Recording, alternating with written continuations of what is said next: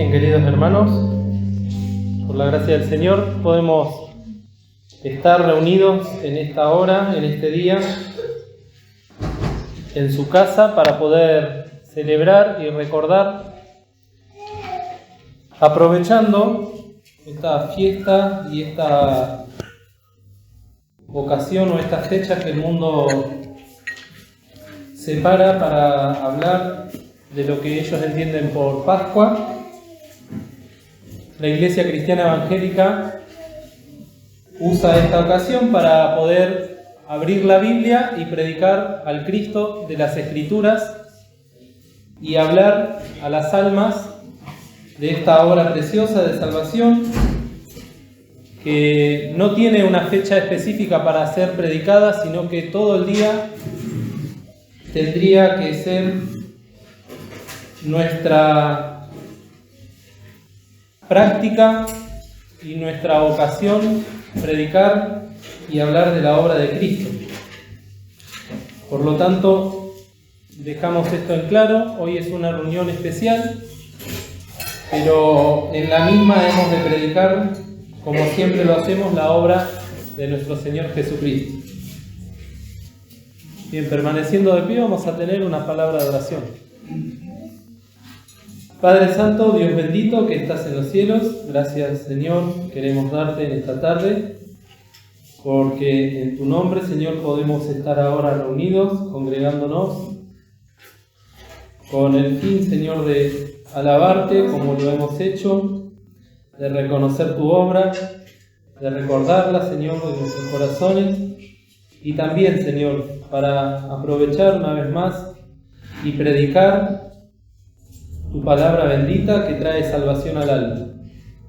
Queremos rogarte, Señor, con mucho temor y temblor, que tú nos bendigas en esta tarde, nos acompañes, Señor, en cada cosa que hagamos, cada palabra que digamos, que tú puedas obrar en los corazones de los que están aquí presentes, de los que están en sus casas, viendo por internet, y aún de los que han de escuchar esta palabra más adelante. Que tu Santo Espíritu, Señor, pueda hacer la obra para la cual tú la has enviado. Dejamos en tus manos, Señor, toda la reunión. Te rogamos que bendigas a tu siervo que ha de hablar, que tú puedas guiarle, Señor, en todo. Te damos gracias por esta bendición que nos das para aquellos que ya somos tus hijos, de poder celebrar esta victoria que obró Cristo allí en la cruz del Calvario. Dejamos todo en tus manos, en el nombre del Señor Jesús. Amén. Tomen asiento, por favor. Entonces ahora los invito a que busquemos todos en Isaías, en el capítulo 53, en la página 752 del Antiguo Testamento, Isaías 53, y vamos a dar lectura a todo el capítulo. Dice así la palabra del Señor. ¿Quién ha creído a nuestro anuncio? ¿Y sobre quién se ha manifestado el brazo de Jehová? Y subirá cual renuevo delante de él, y como raíz de tierra seca. No hay parecer en él ni hermosura. Verlo hemos, mas sin atractivo para que le deseemos.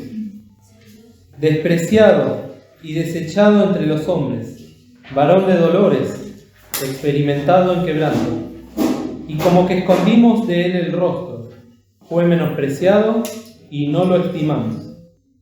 Ciertamente llevó él nuestras enfermedades y sufrió nuestros dolores, y nosotros le tuvimos por azotado, por herido de Dios y abatido.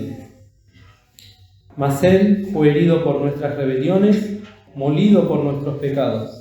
El castigo de nuestra paz sobre él, y por su llaga fuimos todos curados. Todos nosotros nos descarriamos como ovejas, cada cual se apartó por su camino. Mas Jehová cargó en él el pecado de todos nosotros. Angustiado él y afligido, no abrió su boca. Como cordero fue llevado al matadero, y como oveja delante de sus trasquiladores, enmudeció y no abrió su boca. De la cárcel y del juicio fue quitado, y su generación, ¿quién la contará? Porque cortado fue de la tierra de los vivientes, por la rebelión de mi pueblo fue herido. Y dispúsose con los impíos su sepultura, mas con los ricos fue en su muerte. Porque nunca hizo él maldad, ni hubo engaño en su boca. Con todo eso Jehová quiso quebrantarlo, sujetándole a padecimiento. Cuando hubiere puesto su vida en expiación por el pecado, verá linaje, vivirá por largos días, y la voluntad de Jehová será en su mano prosperada. Del trabajo de su alma verá y será saciado. Con su conocimiento justificará mi siervo justo a muchos, y él llevará las iniquidades de ellos. Por tanto, yo le daré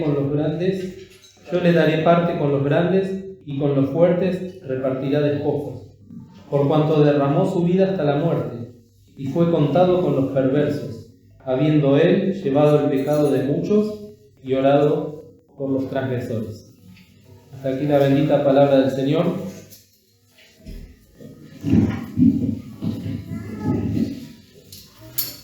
Bien, hermanos, buenas tardes a todos los que no he visto.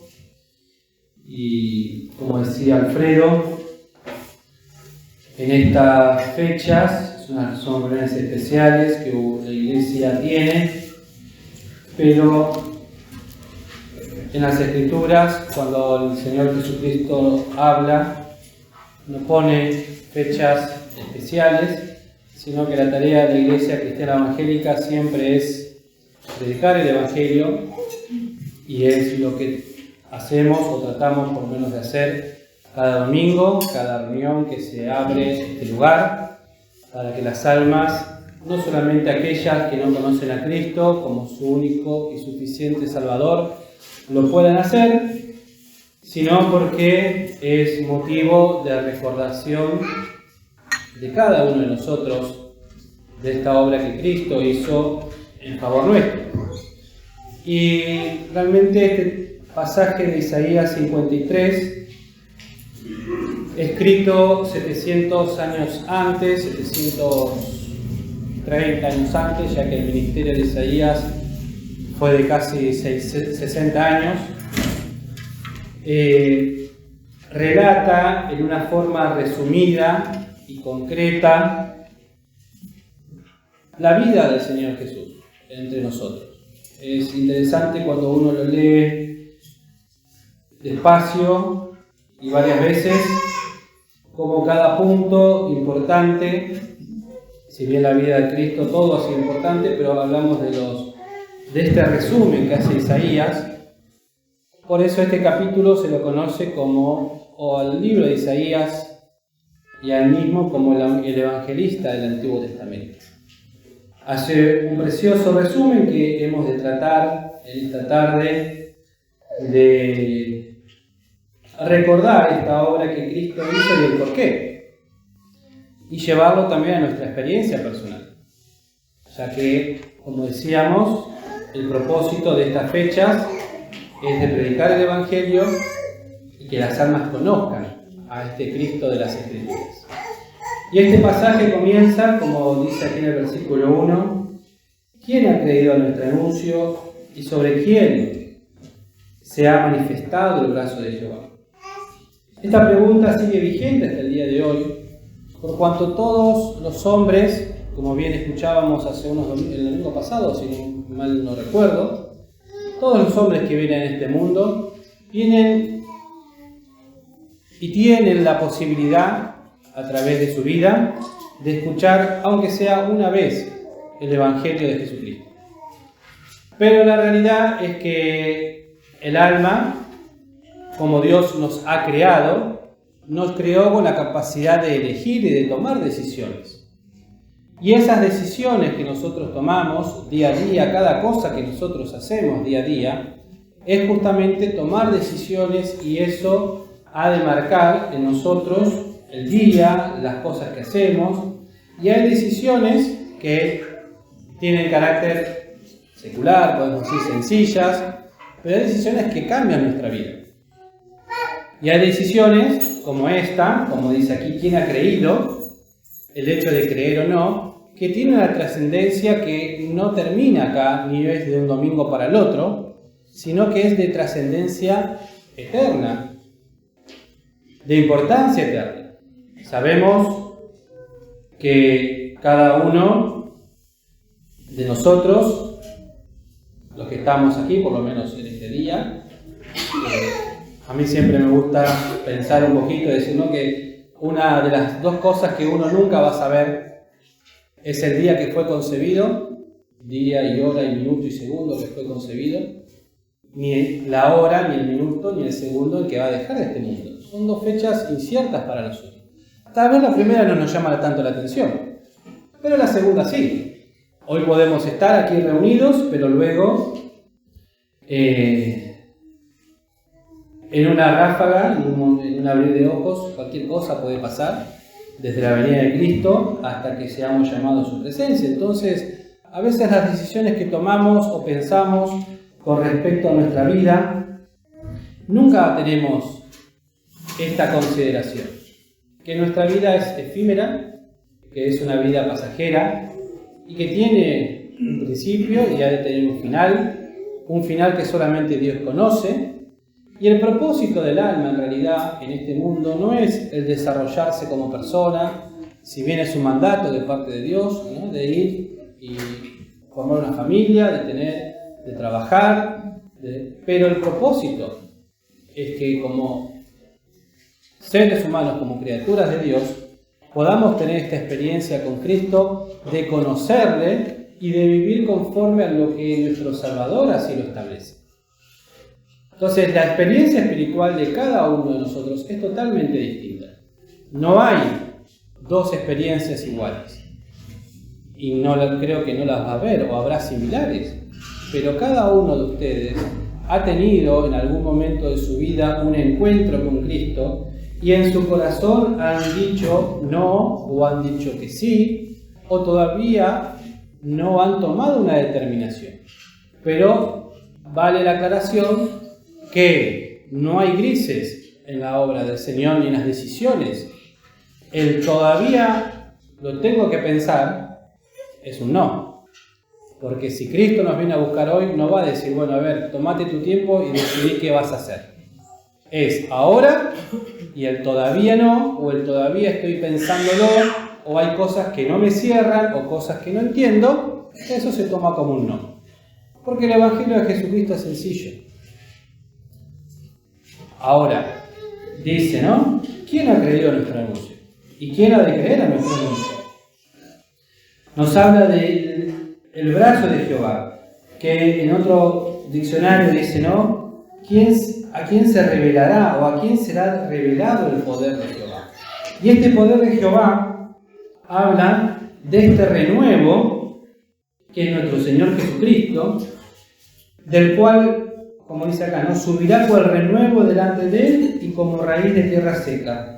No hay parecer en él ni hermosura. Verlo vemos, mas sin atractivo, para que le deseemos.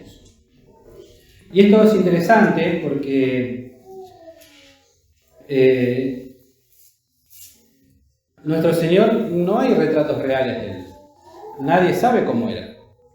Pero lo que la Escritura nos dice, que no había un parecer especial, ni una hermosura para que la gente se acerque.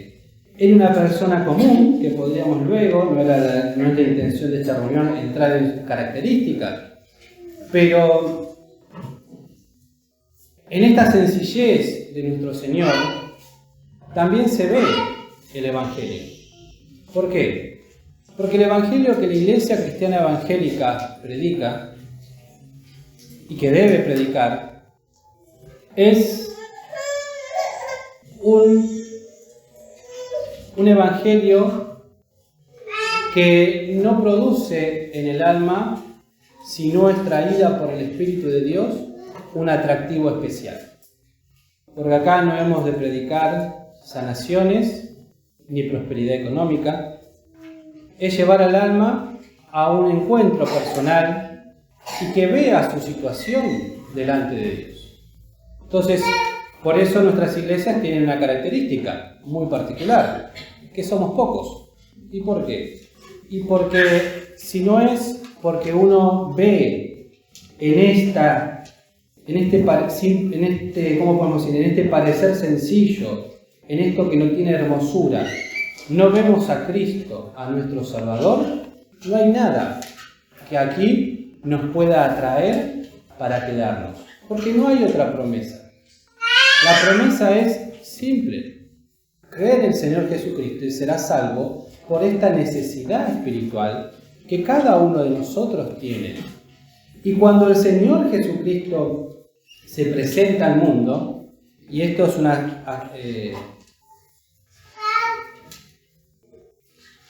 un pensamiento personal que lo estuve leyendo estos días, ya hace un tiempo, pero que no encontré a otra referencia. Capaz que alguno después me va a decir, no, te estás equivocando. Es normal en mí que me equivoque un poco.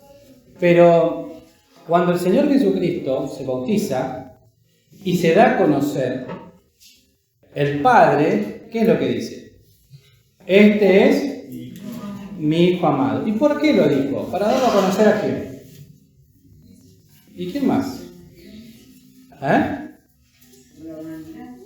la humanidad. ¿Y a quién más?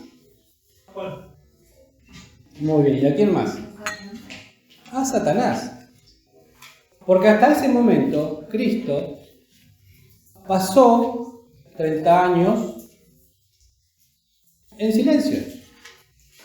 Por eso a mí me llamaba la atención que cuando Herodes manda a matar a los niños, nadie le pudo indicar dónde estaba Cristo, ni encontrarlo. ¿Por qué? Porque no había sido revelado. No era algo que había llamado la atención.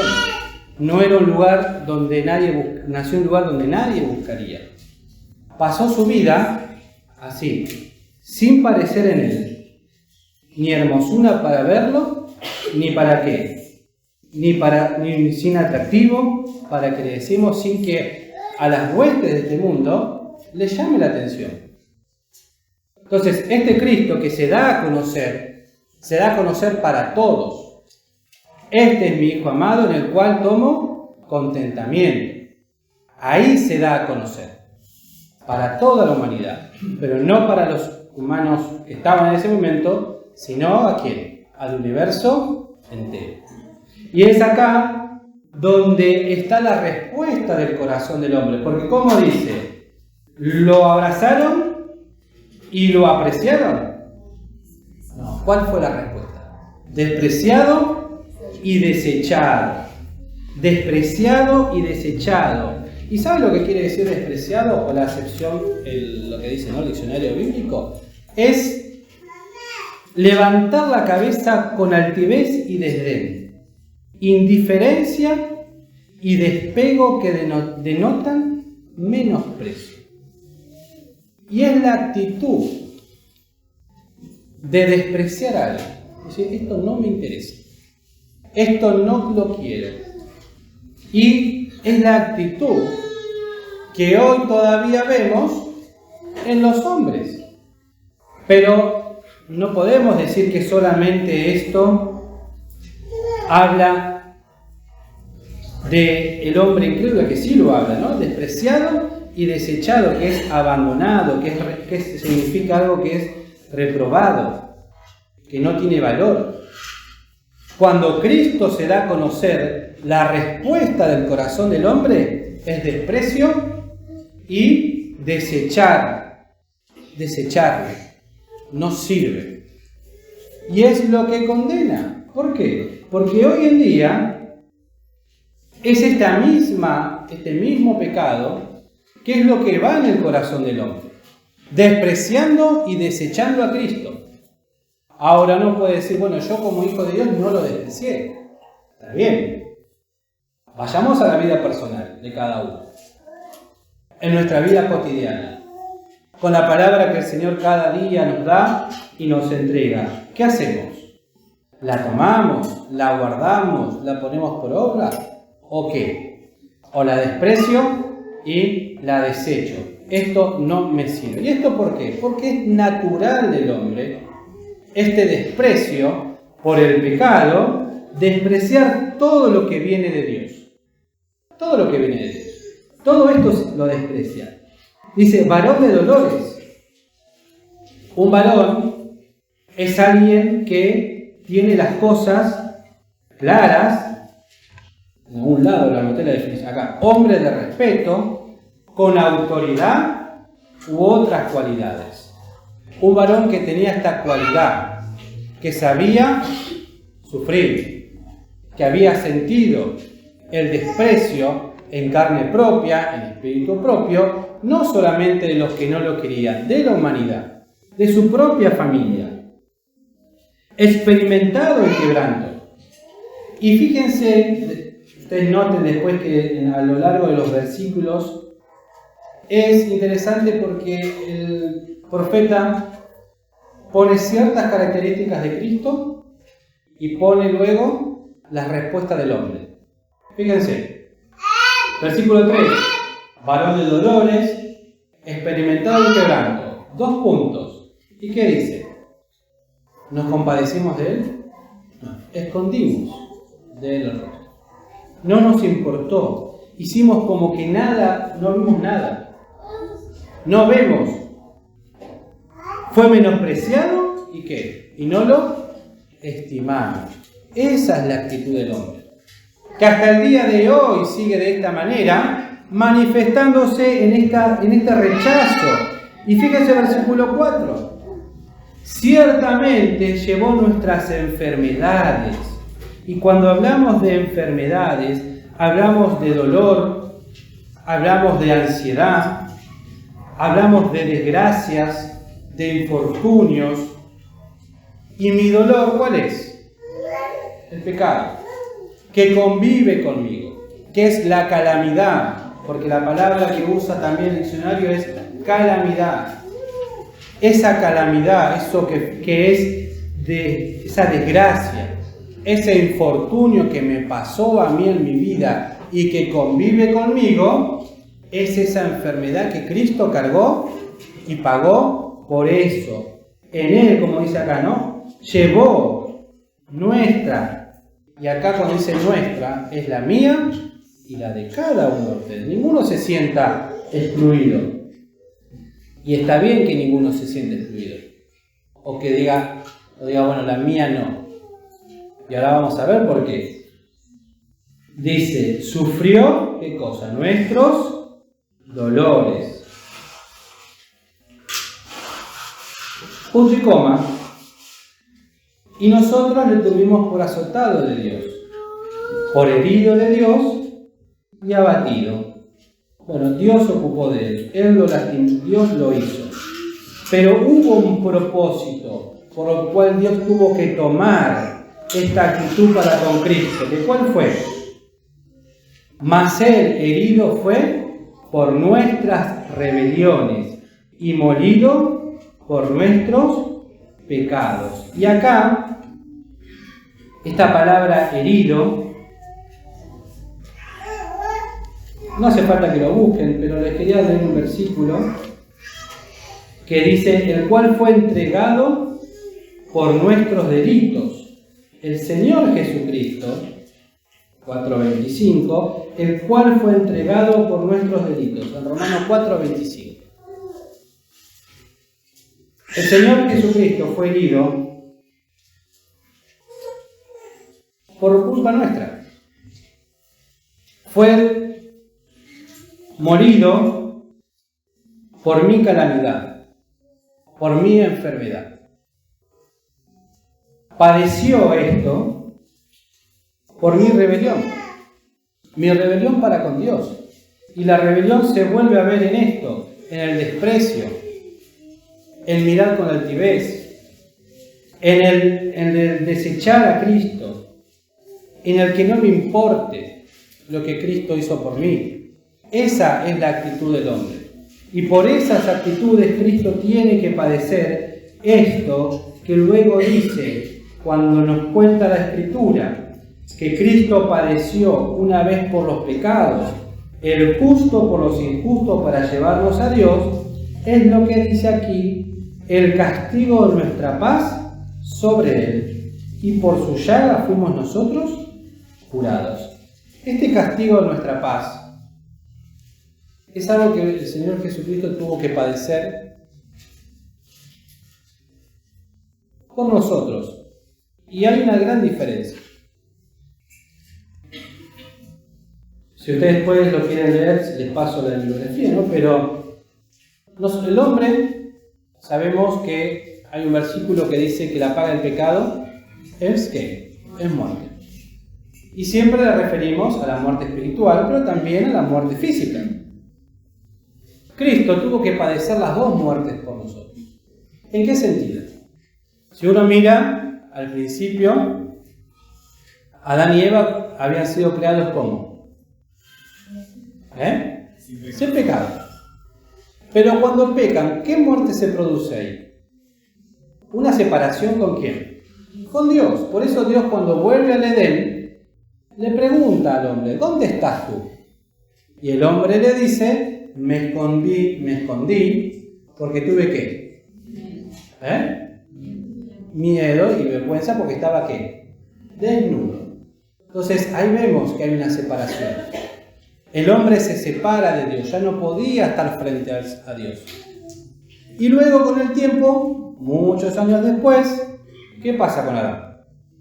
Muere. ¿Por qué? Por causa del pecado. Porque el pecado ya había tomado su espíritu, su alma y su cuerpo. Ahora, nosotros, hay una diferencia con Adán. Que nosotros ya nacemos muertos. ¿Por qué? Porque nacemos con pecado. Nuestra condición al ser concebido, como dice el salmista, ¿no? En pecado me concibió mi madre. O sea que yo tengo esa cualidad parecida a la de Adán, porque él murió, se separó de Dios, pero nosotros ya nacemos separados de Dios. Y eso es lo que nos cuesta entender. Que yo por mi naturaleza ya no puedo tener comunión con Dios. Y es lo que yo desprecio cuando me dicen que hubo alguien que esa comunión que me dio vida juntamente con Cristo. ¿Por qué? Porque estaba muerto en mis delitos y pecados. ¿Y qué hago? Lo desprecio. Y esa es la invitación del Evangelio. Invita al alma a tener vida espiritual. ¿Qué quiere decir vida espiritual? A volver a estar como juntamente con Dios. Poder decirle al Padre, Padre. Decirle a Dios Padre. Mientras tanto, ¿qué pasa? Siempre va a haber un Dios. Si yo creo que hay un Dios, sé que hay alguien superior, hay alguien que creó las cosas, hay un ente que está. Porque tanta perfección no puede ser hecha con una explosión o lo que ustedes quieran, o la evolución, lo que ustedes quieran. Entonces el hombre cree que hay un Dios, pero no cree en Dios. ¿Por qué? Porque si no cree en Cristo, aquel que allí en la cruz del Calvario pagó el precio de mi redención, nunca va a poder creer en el Dios de las Escrituras. Se va a quedar con la idea, pero no alcanza con creer en Dios. No alcanza con ser un creyente. Hoy veía uno que decía que Satanás es creyente, pero no es hijo de Dios. Todos los que estamos acá podemos ser creyentes. Creemos que hay un Dios. Creemos que hubo un Jesús que vino, que murió por sus ideales, pero no es el Jesús de las Escrituras. El Jesús de las Escrituras me dice que el castigo de nuestra paz fue sobre él. Esa paz que yo tenía, que no tenía y que no podía tampoco volver a tenerla, Cristo la pagó. ¿Y esto por qué? Por una realidad. Todos nosotros nos descarriamos como ovejas. Cada cual se apartó por su camino, mas Jehová cargó en él el pecado de todos nosotros.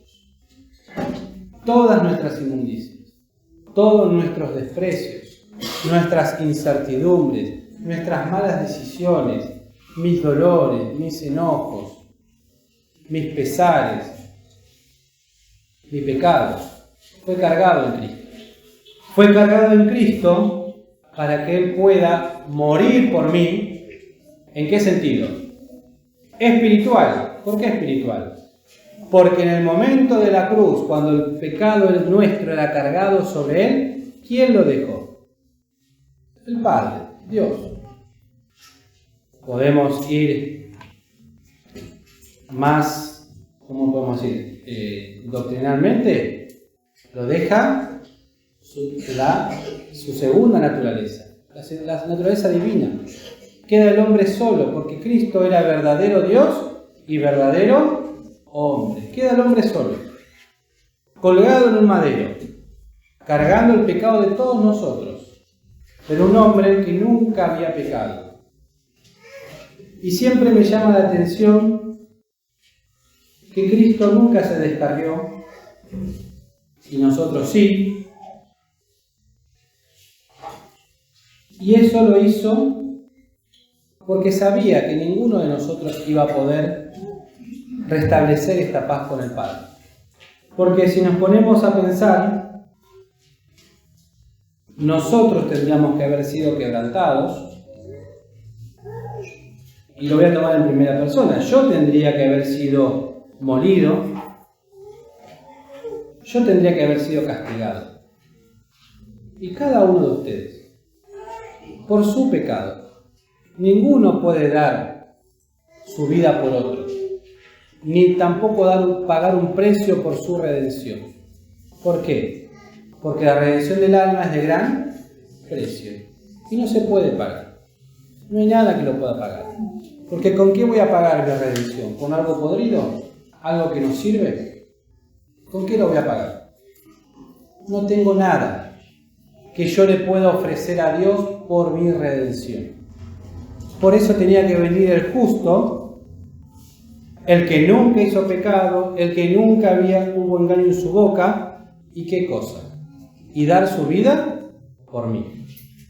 Y pagar el precio de mi redención. Y nos sigue contando Isaías, 700 años antes que pase. Como cordero fue llevado al matadero, y como oveja delante de sus trasquiladores, enmudeció y no abrió su boca. ¿Sí? Ese injusto juicio, donde fue lastimado, golpeado, de la cárcel y del juicio fue quitado. Recordarán, la semana pasada estudiamos o anteriormente del juicio injusto. ¿Y su generación quién la contará? Porque cortado fue de la tierra de los vivientes, por la rebelión de mi pueblo fue herido. Por nosotros, Cristo fue herido. Por nosotros fue cortado de la tierra de los vivientes. Dispúsose con los impíos su sepultura, mas con los ricos fue su muerte. Porque nunca hizo él maldad, ni hubo engaño en su boca. ¿Cómo es, si uno se pone a pensar? Qué maravilla la obra del Espíritu, revelándole a Isaías cosas que luego iban a pasar de forma tan detallada. Y cómo la ceguera espiritual, ¿no?, de los profetas de ese tiempo, al ver estas cosas y haberse olvidado. Pero como decíamos al principio, esa ceguera espiritual es la que el hombre hoy tiene cuando desprecia la obra de Cristo en favor de cada uno de nosotros, allí en la cruz, donde Él da su vida y luego muere espiritualmente porque es separado de Dios, pero después da su vida física. Cuando dice, consumado es, y entrega su vida. Ahora el versículo 10 nos dice, con todo eso, con todo lo que Cristo hizo, Dios quiso quebrantarlo, sujetándole a padecimiento. ¿Por qué? Porque era necesario. Porque si Dios no lo hubiese hecho, nuestra redención no hubiese sido posible. Era necesario porque nos dice, cuando hubiere puesto su vida en expiación por el pecado, y expiación es borrar las culpas, con su vida verá linaje, y ese linaje somos cada uno de nosotros. aquellos que le dicen al Señor: yo no quiero despreciar, no quiero desechar, y quiero pedirte perdón y darte gracias porque pagaste mi castigo. A esas almas que le abren el corazón a Cristo, que se entregan, es este linaje que el Señor ve. Porque luego nos dice: vivirá por largos días y la voluntad de Jehová será en su mano prosperada. Del trabajo de su alma verá y será saciado. Con su conocimiento justificará mi siervo a muchos, pero mi siervo justo a muchos, y él llevará las iniquidades de ellos. Este trabajo de nuestro Señor, que nos justifica, porque dice: no justificados sois por fe, y esto no de vosotros, pues es don de Dios. Pero en Romanos dice en el 5:1: justificados pues por la fe, tenemos paz para con Dios por medio de nuestro Señor Jesucristo, por el cual también tenemos entrada por la fe a esta gracia, en la cual estamos firmes y nos gloriamos, en la esperanza de la gloria de Dios. Y esta es la esperanza que tenemos. Es mi esperanza. Yo sé que Cristo murió. Sé que Cristo resucitó y es un tema del domingo. Pero yo sé en quién he creído. Y como alguna vez le he dicho, le doy gracias a Dios por esta fe que me ha dado para creer en su obra.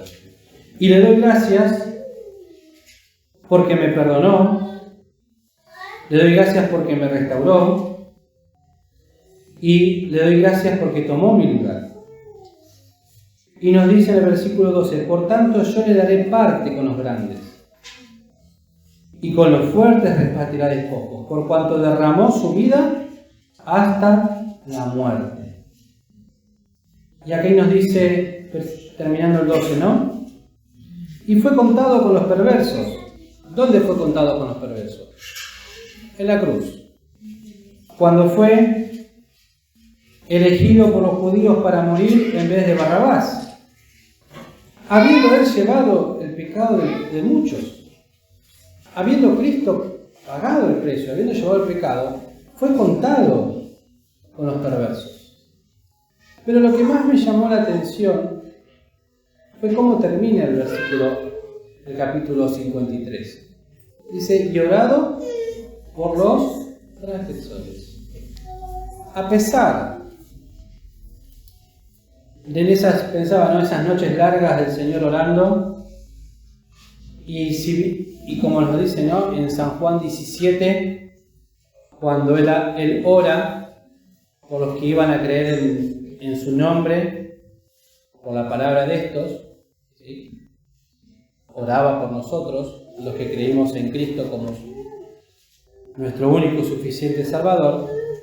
También oró por los transgresores. Oró por la humanidad. Oró por cada uno de los que iban a decir que no.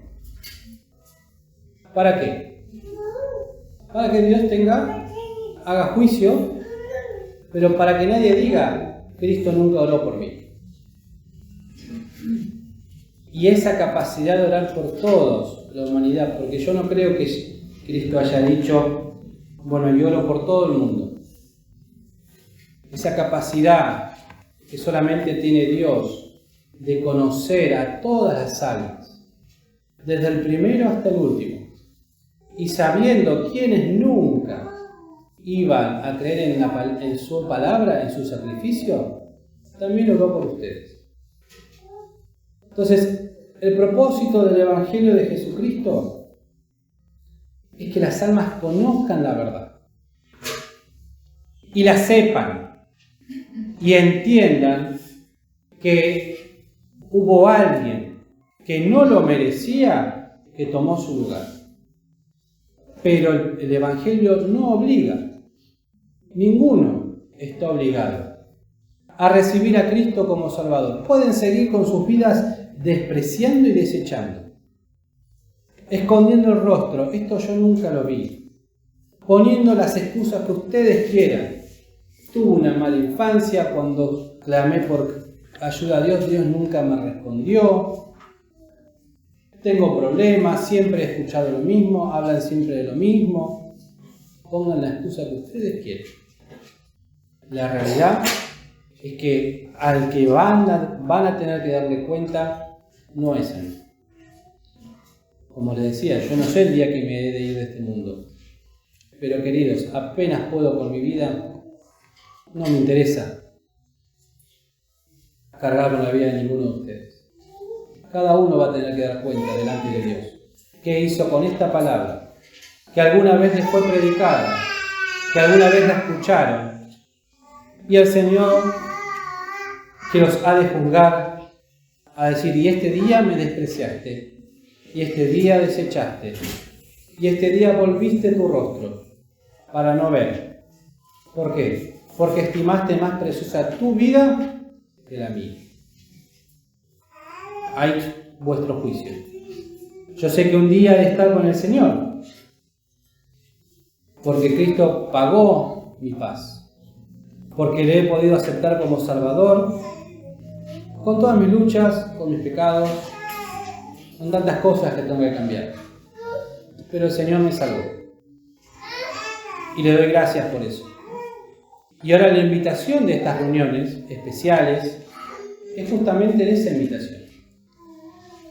Invitar al alma que aún tiene dudas, y le vuelvo a recordar que la duda y el decir todavía me falta un poquito, es un no.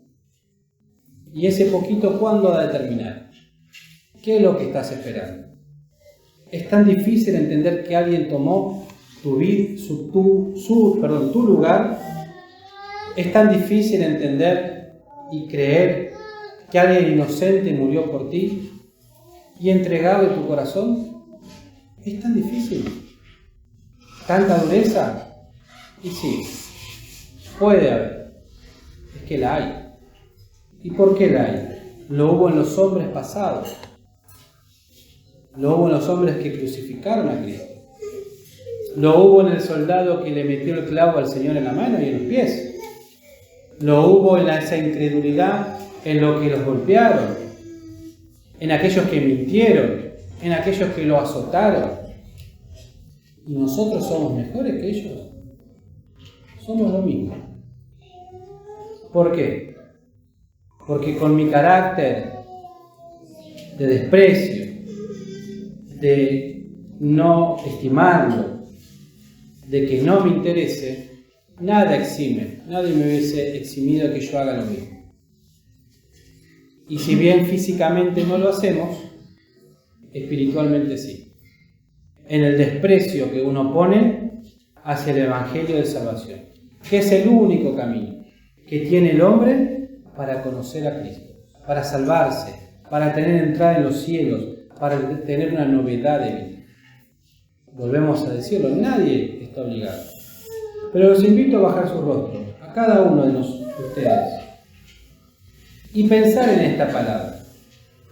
¿Es un sí o un no?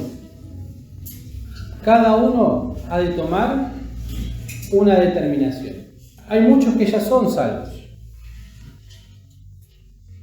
pero eso no nos exime de decir cuántas cosas el Señor me está dando y quiere darme y yo las desprecio. Las desprecio porque valoro más mi vida. Pero si hay alguno que todavía no tiene a Cristo en su corazón y se lo quiere entregar, como siempre decimos, levante su mano un momento y luego la baja, sin obligación, porque al que le van a tener que rendir cuentas es a Dios, no a mí. Pero la invitación está, a veces es más sencillo. Una invitación para confirmarlo que no hacerlo, o hacerlo solo. Pero si alguno se lo quiere entregar a Cristo en su corazón, que lo haga con humildad, sin despreciar, sin desechar, y dando gracias por este varón de dolores que pagó el precio allí en la cruz por mi pecado, por mi maldad. ¿Hay alguien que se lo quiere entregar, su corazoncito a Cristo? Si lo quiere hacer, lo puede hacer. Y si no, queridos, cada uno de ustedes, como se les decía, ha de ser responsable delante de Dios. Que el Señor los bendiga ricamente. Bien, queridos, los invito, antes de cantar el himno 250, a buscar en la Biblia un texto que está en Apocalipsis, en el capítulo 5, y vamos a leer simplemente para que lo que cantemos después lo podamos comprender también a la luz de la palabra de Dios, y aquellos que ya somos hijos del Señor podamos recibir también consolación por este Cordero que fue inmolado. Apocalipsis 5, desde el versículo 9, dice: y cantaban un nuevo cántico, diciendo: digno eres de tomar el libro y de abrir sus sellos, porque tú fuiste inmolado, y nos has redimido para Dios con tu sangre de todo linaje y lengua y pueblo y nación. Y nos has hecho para nuestro Dios reyes y sacerdotes, y reinaremos sobre la tierra. Y miré y oí voz de muchos ángeles alrededor del trono, y de los animales, y de los ancianos, y de la multitud de ellos, y la multitud de ellos era de millones, que decían en alta voz: el Cordero que fue inmolado es digno de tomar el poder y riquezas, y sabiduría, y fortaleza, y honra, y gloria, y alabanza. Y oí a toda criatura que está en el cielo, y sobre la tierra, y debajo de la tierra, y que está en el mar, y todas las cosas que en ellos están, diciendo: al que está sentado en el trono y al Cordero sea la bendición y la honra y la gloria y el poder para siempre jamás. Y los 4 animales decían: amén, y los 24 ancianos cayeron sobre sus rostros y adoraron al que vive para siempre jamás. Amén.